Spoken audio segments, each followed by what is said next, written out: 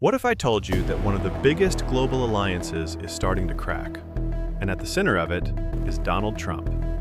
Not China, not Russia, but the relationship between the United States and Europe. And this time, it feels different. Over the past months, tensions between the US and Europe have been quietly building. On the surface, everything looks normal. Meetings, press conferences, diplomatic smiles. But behind closed doors, things are shifting. Trump has taken a much more aggressive stance on global politics, especially when it comes to security, trade, and military decisions. And Europe isn't exactly following along. In fact, some of its biggest countries are starting to push back. So, what's actually going on? Well, it starts with how Trump approaches alliances.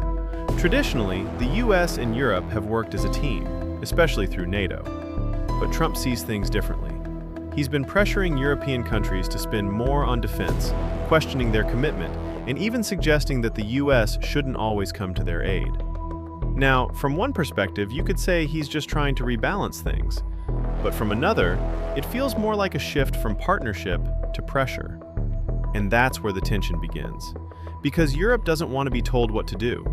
Countries like Germany, France, and Spain are becoming more cautious, even resistant, when it comes to following the US lead blindly. And I'm curious, what do you think? Do you think Trump is right to push Europe harder, or is this actually weakening the alliance? Let me know in the comments. Now here's why this actually matters. This isn't just political drama, this is about global stability. When the US and Europe are aligned, they act as a powerful bloc. But when that unity starts to crack, it creates uncertainty. And uncertainty is where risk grows. Economic decisions become harder, military coordination weakens, and other global powers start paying very close attention. Because a divided West is a very different world.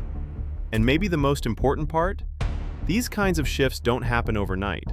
They build slowly, until suddenly everything feels different. And here's the thing. This might not look dramatic right now. No big headlines, no sudden collapse. But sometimes, the most important changes are the quiet ones. The ones that reshape the future without people realizing it immediately. So the real question isn't just what Trump is doing today, it's what this leads to tomorrow.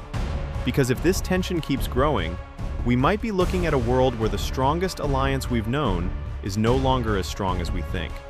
If you want to understand what's really happening in the world without the noise, subscribe to 5 Min Context. And don't forget to like the video if you found it useful. We're just getting started.